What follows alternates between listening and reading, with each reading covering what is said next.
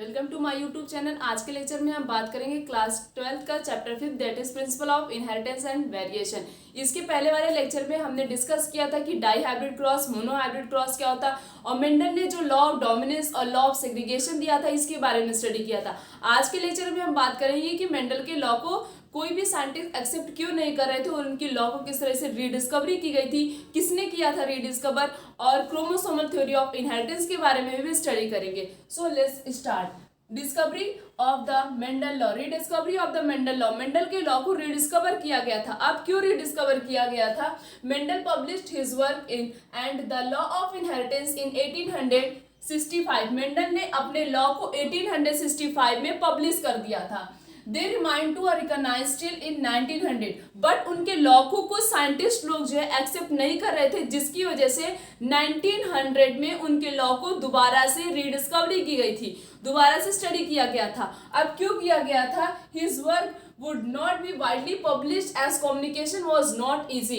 उस समय की कम्युनिकेशन सिस्टम इतना इजी नहीं था, इतना आसान नहीं था, उतनी ज़्यादा टेक्निक नहीं थी जिसकी वजह से लोगों तक ये लॉ को पहुंचाया जा सके। कम्युनिकेशन सिस्टम अच्छा नहीं था जिसकी वजह से मेंडल के लॉ को जो है प्रॉपरली पब्लिश नहीं हो पाया था। पहला रीजन ये है। दूसरा है his concept of factor was stable and discrete unit that control the expression of trade. दूसरा चीज ये है कि मेंडल ने जो है जो पेरेंट्स की प्रोजेनी में ट्रांसफर होता है उसे जीन कहा जाता है, बट मेंडल ने उस समय उसको फैक्टर कहा था कि फैक्टर ही एक ऐसा कैरेक्टर होता है जो पेरेंट्स की प्रोजेनी में ट्रांसफर होता है। इस फैक्टर टर्म को कोई भी साइंटिस्ट एक्सेप्ट नहीं कर रहे थे। The next is Mendel approaches by using mathematic. Mendel ने अपने लॉ में मैथमेटिक का यूज किया था, जिसका तीसरा कारण ये जिसकी वजह से और साइंटिस्ट इनके लॉ को एक्सेप्ट नहीं कर रहे थे। To explain the biological phenomena was new and acceptable to many biologist. कोई भी साइंटिस्ट, इसीलिए जो है कोई भी बायोलॉजिस्ट उनके लॉ को एक्सेप्ट नहीं कर रहे थे। क्यों नहीं कर रहे थे? क्योंकि वो बायो में मैथ को जोड़ रहे थे। इन 1900 में 3 साइंटिस्ट आए थे जिन्होंने मेंडल के लॉ को रीडिस्कवर किया था। पहले साइंटिस्ट थे डिवेरिस, दूसरे थे कोरेंस और टेसेलमार। ये 3 साइंटिस्ट थे जिन्होंने 1900 में जो है मेंडल के लॉ को दोबारा से स्टडी किया था।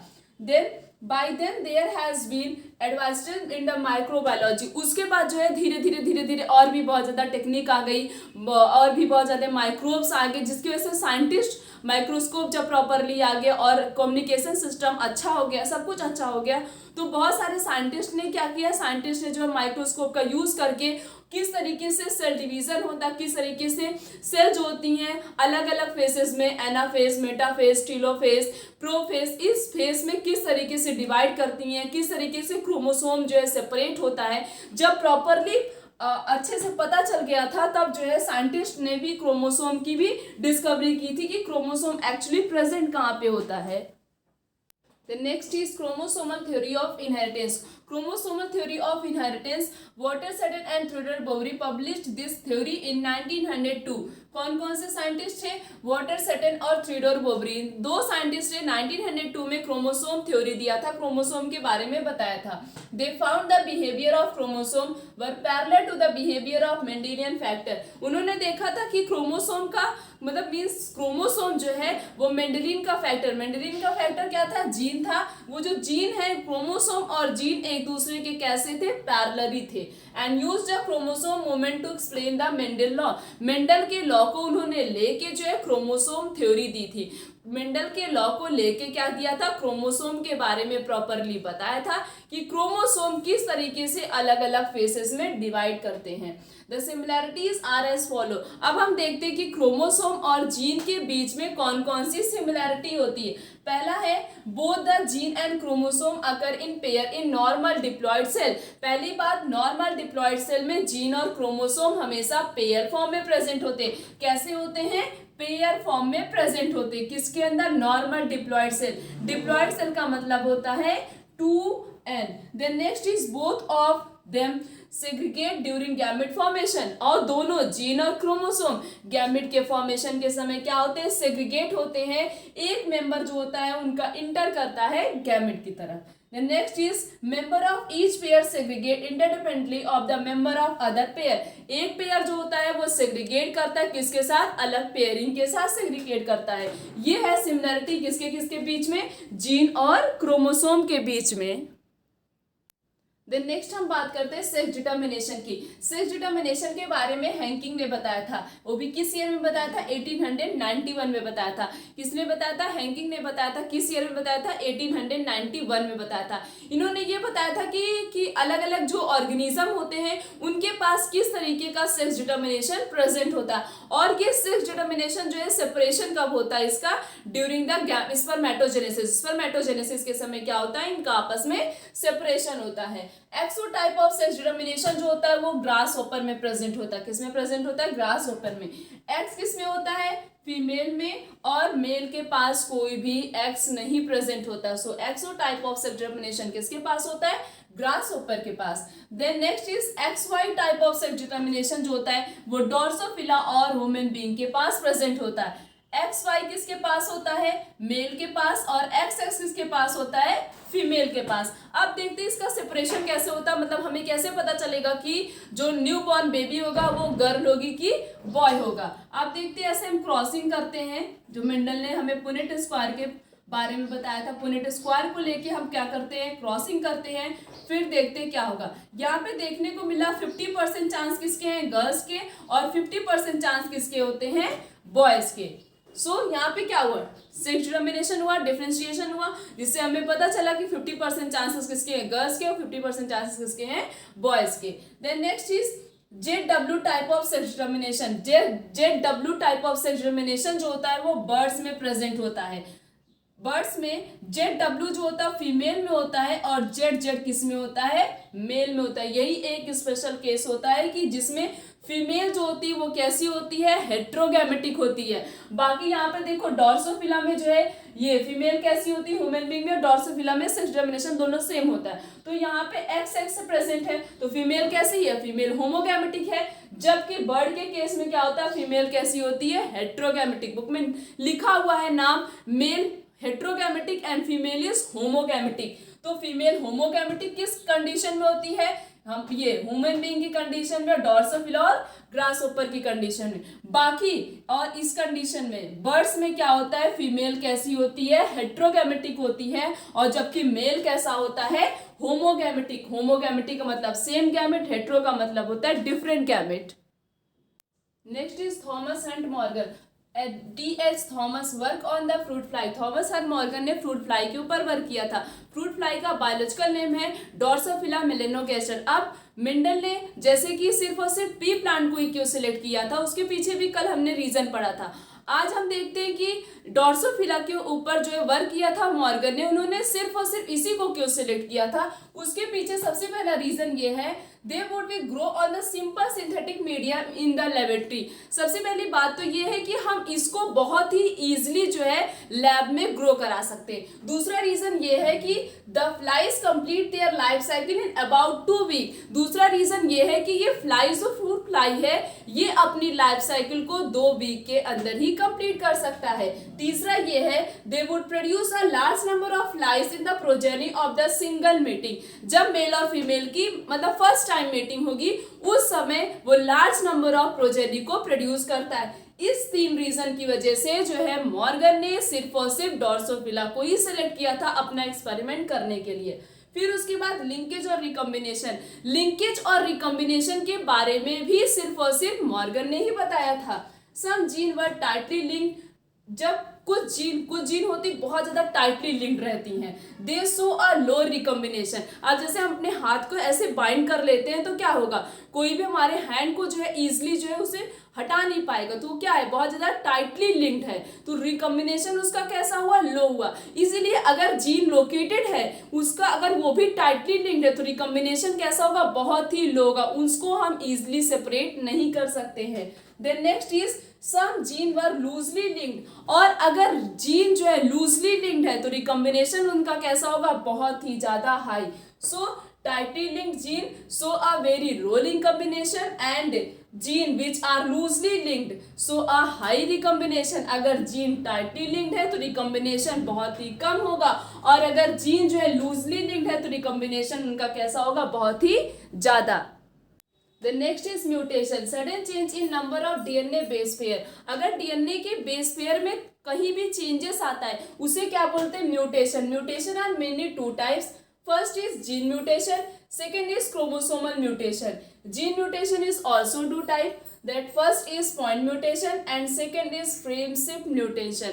नाम से उनका काम होता है. जैसे कि point mutation है तो means डीएनए के बेस पेयर में उसकी एक सिंगल पॉइंट में कहीं भी चेंजेस आना, उसे क्या बोलते हैं? Point mutation. पॉइंट म्यूटेशन का सबसे बेस्ट एग्जांपल है सिकल सेल अनेमिया. अब ये सिकल सेल अनेमिया में होता क्या है, जैसे कि यहाँ पे क्या होता है, ग्लूटामिक एसिड की जगह पे क्या आ जाता है? वैलिन आ जाता है. क्या आ जाता है? वैलिन आ जाता है. तो एक सिंगल पॉइंट में मीन्स ग्लूटामिक एसिड की जगह पे मीन्स GV चेंजेस आ रहा है, तो ग्लूटामिक एसिड की जगह वैलिन आ रहा है, तो एक सिंगल पॉइंट में चेंज आ रहा है, तो उसी को क्या बोलते हैं? Point mutation. Then next is frame shift mutation. Frame shift mutation का सबसे बेस्ट एग्जांपल है थैलेसीमिया. थैलेसीमिया में होता क्या है, इसमें दो चेन होती है, अल्फा चेन होती है, बीटा चेन होती है. ये दोनों चेन करती क्या? हीमोग्लोबिन की सिंथेसिस में हेल्प करता है. किसी रीजन की वजह से इन दोनों चेन में क्या होते हैं? चेंजेस आने लगते हैं, जिसकी वजह से ये हीमोग्लोबिन की सिंथेसिस नहीं करते. तो इसमें क्या हो रहा है? पूरे फ्रेम में चेंज आ रहा है. अल्फा के पूरे चेन के फ्रेम में चेंज आ रहा है, बीटा के चेन के पूरे फ्रेम में चेंज आ रहा है, तो उसे क्या बोलते हैं? थैलेसीमिया. और पूरे फ्रेम में चेंज आ रहा है, तो उसका सबसे बेस्ट एग्जांपल क्या होगा? Frame shift mutation. Then next is chromosomal mutation. Chromosomal mutation का मतलब हो गया क्रोमोसोम के नंबर का बढ़ना या तो उस नंबर का घटना. मतलब कहीं पे लॉस हो रहा है, कहीं पे क्या हो रहा है? गेन हो रहा है. क्रोमोसोमल म्यूटेशन टू टाइप्स के होते हैं. पहला हो गया structural variation and second is numerical variation. Structural variation का मतलब स्ट्रक्चर वेरिएशन मींस डीएनए के बेस के पूरे स्ट्रक्चर में, पूरे सेगमेंट में चेंज आना, उसे क्या बोलते हैं? Structure variation. Then next is numerical variation. Numerical variation का मतलब होता है कभी क्रोमोसोम का बढ़ना, कभी क्रोमोसोम का अचानक से उसका लॉस हो जाना, तो वो क्या होगा? न्यूमेरिकल, उसके नंबर में चेंजेस आ रहे. न्यूमेरिकल वेरिएशन जो होता है वो टू टाइप का होता है, एनीप्लॉइडी एंड पॉलीप्लॉइडी. एनीप्लॉइडी क्या होता है? सेल डिवीजन के समय क्रोमोसोम का नंबर या तो गेन होगा या तो लॉस होगा, उसे क्या बोलते हैं? एनीप्लॉइडी. पॉलीप्लॉइडी क्या होता है? पॉलीप्लॉइडी के बारे में हम यहाँ पे स्टडी नहीं करेंगे, हमारी जो है बुक में नहीं है, हम बस जान लेते हैं कि पॉलीप्लॉइडी होता क्या है. पॉलीप्लॉइडी में क्या होता है? Whole number of chromosome. Next is polyploidy. Polyploidy में क्या होता है? क्रोमोसोम के पूरे होल में चेंजेस आता है. पॉलीप्लॉइडी कंडीशन जो होती है हमें प्लांट में देखने को मिलती. हम ये ऐसे याद कर सकते हैं पी से पॉलीप्लॉइडी, पी से क्या होता है? प्लांट होता है. Then next is aneuploidy. A से एनीप्लॉइडी, ए से एनिमल.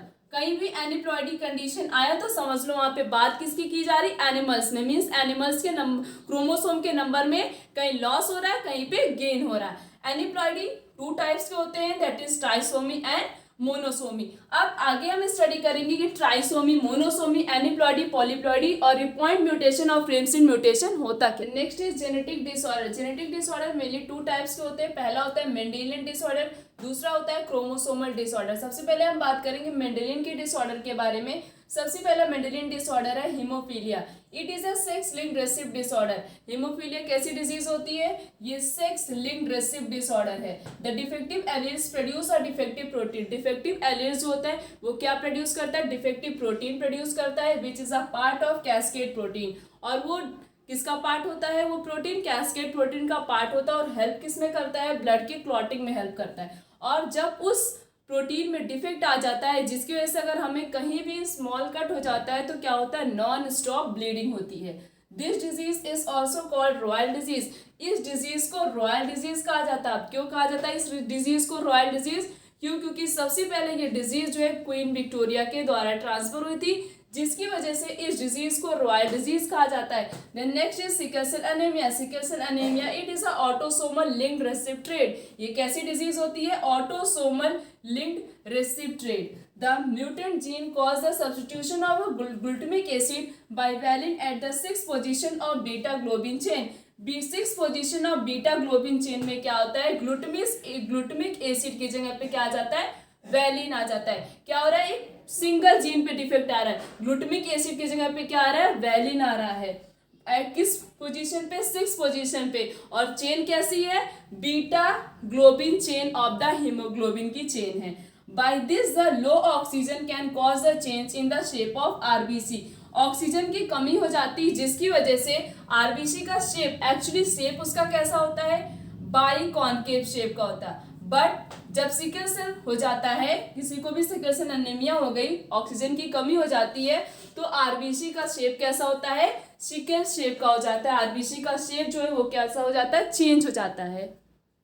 नेक्स्ट मेंडेलियन डिसऑर्डर है phenylketonuria. It is a autosomal recessive. ये कैसी डिजीज होती है, autosomal recessive, lack of enzyme that convert the amino acid phenylalanine into tyrosine. इसमें क्या होता है, एंजाइम की कमी हो जाती है, जिसकी वजह से अमाइनो एसिड फिनाइलएलिन किस में कन्वर्ट होने लगता है, ट्रायोसिन में कन्वर्ट होने लगता है। और जब ये कन्वर्जन हो रहा है तो ये जो केमिकल है स्टोर किस में होने लगता है, ब्रेन में स्टोर होने लगता है, जिसकी वजह से जो न्यू बॉर्न बेबी होता है वो कैसा होता है, मेंटल होता है, पागल पैदा होता है।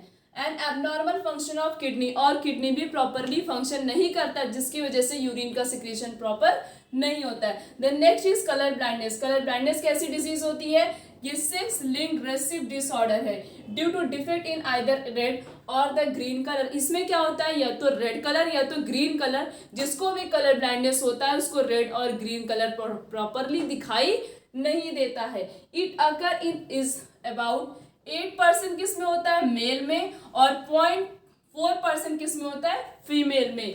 फीमेल के पास 2 XX प्रेजेंट होते हैं और मेल के पास 1 X प्रेजेंट होता है, जिसके कारण मेल में ज्यादा होता है, फीमेल में कम होता है। सो इसमें 8% किस में होता है, मेल में होता है, और 0.4% किस में होता है, फीमेल में होता है।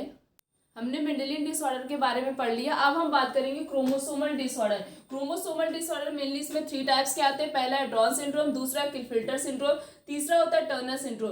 ड्रॉन सिंड्रोम क्या होता है, it is caused by the presence of extra copy of the chromosome 21, that is trisomy of 21 number of chromosome। इसमें क्या होता है, इसमें 21 number of chromosome की क्या हो जाती, ट्राइसोमी हो जाती। मीन्स 21 number of chromosome क्या होता है, वो 3 बार कॉपी होता है। First reported by Langdon Down. सबसे पहले इसके बारे में किसने बताया था, लैंगडॉन ड्रॉन ने बताया था। किस ईयर में बताया था, 1866 में बताया था। सिम्टम्स क्या होते हैं, स्मॉल राउंड हेड, जो हेड होता है वो बहुत ही छोटा होता है, पार्सली ओपन माउथ, माउथ हमेशा ओपन रहते हैं, एंड ब्रॉड पाल्म। पाल्म क्या होता है, पाल्म हमारी हथेली क्या हो जाती है, बहुत ज्यादा ब्रॉड हो जाती है। Then next chromosomal disorder is Klinefelter syndrome. It is caused by the presence of extra X chromosome in male. Male में क्या होता है, जैसे XY होता है, ये कंडीशन XY मेल में देखने को मिलती। इसमें क्या होता है, मेल के अंदर एक और एक्स्ट्रा X क्रोमोसोम आ जाता है। तो जब यहाँ पे एक और X ऐड हो जाएगा तो कैसी कंडीशन हो जाती, XXY, इस टाइप की कंडीशन हो जाती है। तो 46 क्रोमोसोम पहले से प्रेजेंट है, जब एक क्रोमोसोम उसमें आके ऐड होगा तो कितना हो जाता है, 47 क्रोमोसोम। तो एक क्रोमोसोम क्या हो रहा है, एक X क्रोमोसोम ऐड हो जा रहा है, जिससे 46 से कितना हो जाता है, 47। सिम्टम्स क्या होते हैं, जो भी फीमेल के फीचर्स होते हैं वो सारे मेल में अपीयर होने लगते, देखने को मिलते। Then next is Turner syndrome. This disorder is caused due to the absence of 1 X chromosome. Klinefelter syndrome में क्या होता है, एक X क्रोमोसोम ऐड हो रहा है, जबकि टर्नर सिंड्रोम में क्या होता है, एक X क्रोमोसोम घटता है, मतलब कम हो जाता है। किसमें होता है, वो भी फीमेल में होता है। फीमेल के पास XX पहले से प्रेजेंट है, जब एक उसमें से X हट जाएगा, ये एक X हट जाएगा तो कितना बचेगा, क्या बचेगा, XO। हम इस तरीके से लिख सकते हैं XO। इसे क्या बोलते हैं, karyotype has only a 45 chromosome. जब 46 क्रोमोसोम है, इसमें से एक क्रोमोसोम हट गया तो कितने बचेंगे, 45 क्रोमोसोम। और किलफिल्टर सिंड्रोम में क्या होता है, एक क्रोमोसोम ऐड होता है तो 47 हो जाता है, जबकि टर्नर सिंड्रोम में एक क्रोमोसोम घट रहा है तो कितना हो जाएगा, 45। देन सिम्टम्स क्या होते हैं, poor development of breast. Breast जो है वो पुअरली डेवलप्ड होता है, प्रॉपरली डेवलप नहीं होता, और ओवरी भी प्रॉपर डेवलप नहीं होती, जिसकी वजह से वो जिस भी लेडी को टर्नर सिंड्रोम रहता है वो लेडी कभी भी प्रेग्नेंट नहीं हो सकती। ये सारे डिजीज किसके थे, क्रोमोसोमल डिसऑर्डर। हमने 2 लेक्चर में इस पूरे चैप्टर को कंप्लीट कर लिया है। आज का लेक्चर यहीं तक, थैंक यू।